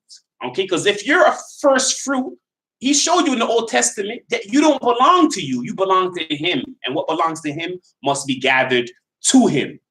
Okay? And that's why on that day he told Israel, go out in the field, bring me my stuff, which is the first fruits. And that's in the New Covenant. He says, what? You are bought with a price. You are not yours. You are his. You are the first fruits. You belong to Christ. Okay? And if something belongs to Christ, he showed us in the Old Testament, it got to present itself before him. And he sent people out to go get the fruit and bring it to him. All right. So that's why we have to understand in the New Covenant, if you are representation, if you are a fruit, if you are that, the only way you can be presented to the Most High, go in the Old Testament, see what he wants people to do with the fruit. He wants it to be brought up to him. He wants the fruit to become and brought up to him because it belongs to him. It don't belong to nobody else. And that's why Christ said, they are mine. They're nobody else's. These are the first fruits. This is the real first fruits. The spiritual first fruits is the people. You belong to him. So if you belong to him and you're the first fruits, according to the Old Testament, if we put it spiritually, the first fruits has to be brought to the house of God, the actual house, and they have to be gathered together. You go and gather all the fruits out the land and bring it before the Most High. All right. So read verse 23 again. I'm sorry, from 22, actually. Let's finish it through. Yeah. Verse 22, let us draw near with a true heart in full assurance of faith, having our hearts sprinkled from an evil conscience and our bodies washed with pure water. Let us hold fast the profession of our faith without wavering, for he is faithful that promised. And let us consider one another to provoke unto love and to good works, not forsaking the assembling of ourselves together, as the manner of some is, but exhorting one another, and so much the more, as ye see the day approaching. For if we sin willfully after that we have received the knowledge of the truth, there remaineth no more sacrifice for sins, but a certain fearful looking for of judgment and fiery indignation, which shall devour the adversaries. He that despised Moses' law died without mercy under 2 or 3 witnesses. Of how much sorer punishment, suppose ye, shall he be thought worthy, who hath trodden under foot the Son of the Most High, and hath counted the blood of the covenant wherewith he was sanctified an unholy thing, and hath done despite unto the Spirit of grace. All right. So he shows you. All right, we're going to go into this willful thing, because the willful thing, once again, he's putting a pinpoint in this chapter here on the forsaking of because that's a willful, that's something everybody can control. That's something sin that it doesn't come in and control. Everybody has control over your movement of the body. All right. And that's the one thing we cannot blame on any calamity or anything. All right. And that's what he's showing us here. All right. Because he knows that after that, people sin. He tells us you sin. Paul tells us he still sin. So it's not the you're not gonna sin again. Okay, it's not that. He's bringing you to a law. And I showed you the law is gathering. That's a law of nature because your fruit. Fruits what? When the fruits are outside, what do? You gather the fruits. Okay, so if a fruit don't want to be gathered, you go outside and the fruit's like, no, I don't want to. What fruit says that? What fruit grows by themselves? Yeah, and what fruit? Fruit by Okay. So it shows you by the law of fruits, you got to be gathered. Fruits love to be gathered, and they have a willingness to be gathered. They drop to the ground for you to gather them. You don't come gather, it'll drop down and come to your foot. Okay, gather me, please. And this is what he's trying to show. All right, that's a willful thing when somebody says they don't want to be gathered, because fruits, he shows you fruits want to be gathered. So if the fruit don't want to be gathered, it's the fruit that took it upon itself to say, I'm not gathering. It's not the fruit. Okay. He made every fruit wants to be gathered when you go outside. That's what they show you is the difference between the plants, the vegetation, and the fruit. The fruit is always showing itself. It's always giving it on itself, where the plant is more so protecting itself. It protects itself, so when you need it, you could come use it, plant it, do whatever. But the fruit is always outside, giving itself on to the world. All right. And they say that word. The other one is medicine, to be used at various times. All right. Well, that shows you once again that fruit always want to be. They will never not gather. You will never not go to a fruit, and the fruit won't come to you. Okay. So when somebody is a spiritual fruit now, and you do that to the Most High, you're going against the law of nature dealing with a fruit, because there's no fruit that pulls itself back. Every fruit wants to be gathered. All right. We're at Acts 2:1. So we're going to show you when did the Holy Spirit come? She came on the day all the first fruits was gathered. All right. That's Acts. That's Acts 2. So when the first fruits of the earth, which is the people, came and gathered itself, that's when the Holy Spirit would make an appearance. So people understood these patterns. They would have already knew that was going to happen on that day. All right. So we're at Acts 2:1. The book of Acts, chapter 2, verse 1. And when the day of Pentecost was fully come, they were all with one accord in one place. And suddenly there came a sound from heaven as of a rushing mighty wind, and it filled all the house where they were sitting. And there appeared unto them cloven tongues like as of fire, and it sat upon each of them. And they were all filled with the Holy Spirit, and began to speak with other tongues as the Spirit gave them utterance. And there were dwelling at Jerusalem Jews, devout men, out of every nation under heaven. Now when this was noised abroad, the multitude came together, and were confounded, because that every man heard them speaking in his own language. All right. So the Holy Spirit made an appearance when the first fruits gathered together. That's when she would make her appearance. So when the first fruits came and they presented themselves on the feast of first fruits. All right. And we're going to show you that this was symbolic for the old covenant law. So we're going to go to Hebrews 10 just to show you that these were a shadow of things. Hebrews 10:1. Christ's sacrifice once for all. For the law, having a shadow of good things to come, and not the very image of the things, can never, with those sacrifices which they offered year by year, continually, make the comers thereunto perfect. All right. So we're going to go to Exodus 34:22. So we see that the law had the shadow of the thing. So they were just symbolic for what the laws would be in the new covenant, the actual laws. All right, continue. Exodus 34:22. And thou shalt observe the feast of weeks, and of the first fruits of wheat harvest, and the feast of ingathering at the year's end. Thrice in the year shall all your men, children, appear before the Most High Power, the power of Yasha Allah. For I will cast out the nations before thee, and enlarge thy borders. Neither shall any man desire thy land, when thou shalt go up to appear before the Most High thy power thrice in the year. Thou shalt not offer the blood of my sacrifice with leaven, neither shall the sacrifice of the feast of the Passover be left unto the morning. The first of the first fruits of thy land thou shalt bring unto the house of the Most High thy power. All right. So the first of the fruits you shall bring up to the house of the Most High thy power. That's what he was telling us. The feast of first fruits, the first fruits of the people, they have to be gathered and brought to the house of the Lord. You have to come to congregate. That's what this is all. It's what it was all about. All right. That's why he's telling them, go bring it to the house of the Lord. Get all of it. Bring it. That's what he was showing them, that my people, my fruits must gather and come to the house of the Lord, an appointed place to meet, to gather. right. We're at Exodus 23:16.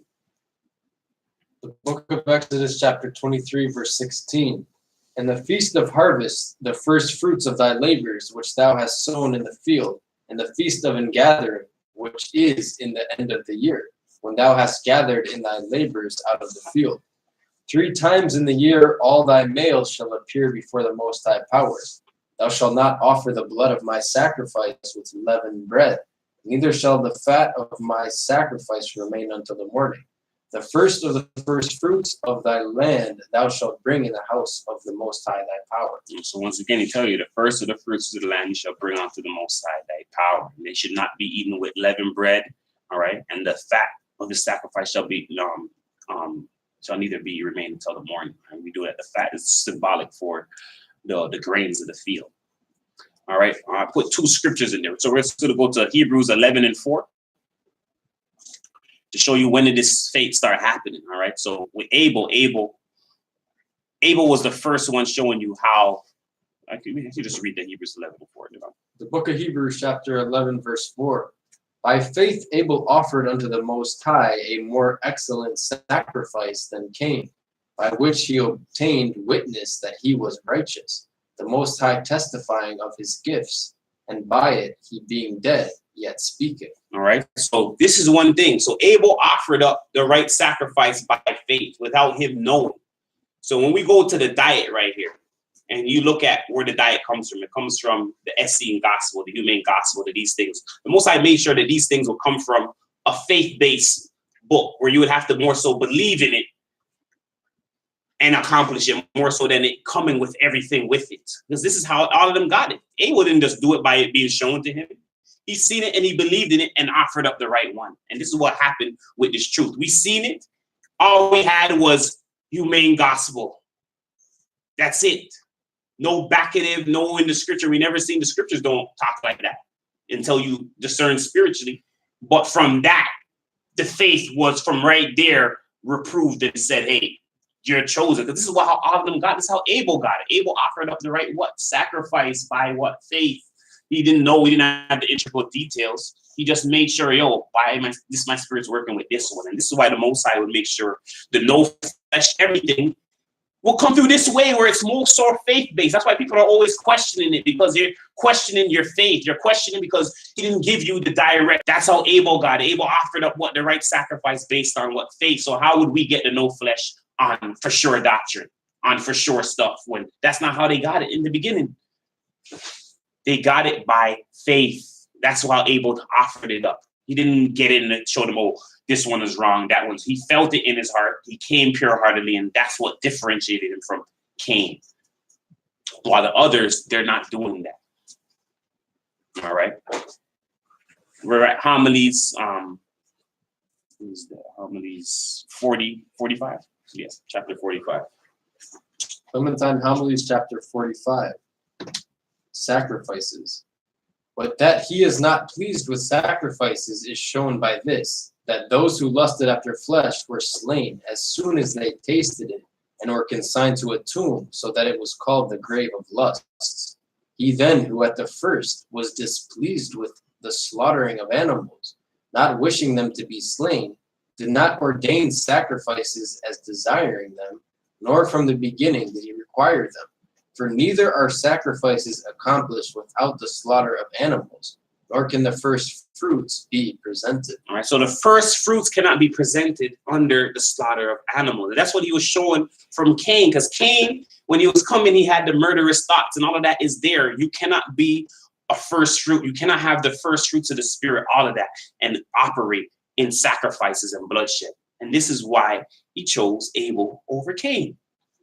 And Cain knew this by what? By faith. He didn't know it by breaking it down intricately and all of that. Okay? And this is why the Most High made sure in this world, the no flesh comes by faith. That's where it starts. And anybody who's going to come this way is going to have to start at the no flesh, where you don't have Hebrew to back it up, where you don't have this to back it up, where you don't have all of these things. And you're going to have to work on your faith from there and build it up to where we're at now. All right? So that's similar to go to Philippians 4:8.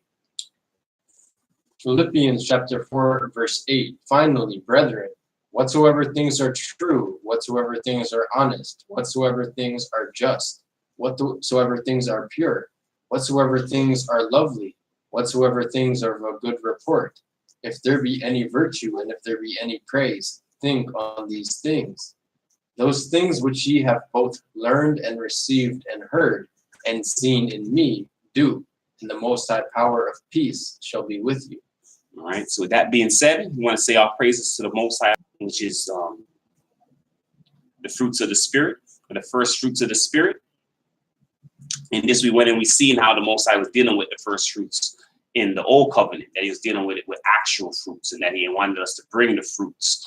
All right, that people are justified through the first fruits of the Spirit. And that's how I even go with that. That's why you'll see at the end times that people will be bringing his people onto him. Why? Because they're the first fruit. So that's why they know this is why in the end time they're going to be what? Getting the tribes and bringing them to the Most High in the boats or whatever, because they're the first fruit. So they're bringing the first fruits to the Most High in order that they could be what? Justified through them. All right. But once again, all right, we're seeing that the first fruits of the Spirit in the New Testament is us. We have became the first fruits of the Spirit. All right. And being a first fruits of the Spirit, you are sanctified and made holy by the truth, not by your works. All right. The works lets you know that your faith is still alive, because you cannot believe unless you're putting in on the Most High's truth. Okay. So all these things have to be attached together. And this is what people haven't been understanding. They haven't been understanding that the things that are to come upon you, the trials, the tribulations, these are what's sanctifying. These is what's making you holy, justifying you. And that you can't run when it comes, because Christ already put it out in your path. You already put out your punishment in your life, because if you're one of the people that's going to be in the life after this, he has to punish you in this life. All right, while the other people don't get punished in this life, because he's fair. He's like, why am I going to punish them and let you live this life? You're going to be punished, while people are going to be joining their next life. And that first initial feeling that people get when they start to be punished, or when they start to feel these things, makes them run away from the truth and weakens their faith. And those two things, the truth and the faith, is what's actually purifying each of us. And it's not the works. The works only letting you know that your faith is alive. Okay? Because someone at home, they can say they believe, but if you're at home not doing nothing, that means your faith is dead. It's not working. Okay? You have to have the works with it in order for your faith to be operating right. And then you have to believe in the real truth. The truth is what's cleansing us. The truth is what's been cleansing us. So when you see somebody, if they're in truth, if they have the truth, you should be looking at them as, okay, they're being made holy. They're holy because it's the truth that makes you holy, not the works. The works you should be looking at to confirm that these people are still in the faith. Okay, you shouldn't be looking at it to be like, okay, are you holy because you're doing this? Holy is being shown by attaching to the truth, which is holy, which is pure, which we all know the truth is pure, holy, unadulterated. It's all of that. All right. So with that being said, we want to say our praises to the Most High Almighty Ahaya. This is the SC Community Church of Christ. My name is Brother Shamar. My name is Brother Jackson. All right. And all praises to the Most High for the Feast of Fruits coming up tomorrow, and those who are operating in the first fruits of the Spirit. All right. That being said, Shalom. Shalom.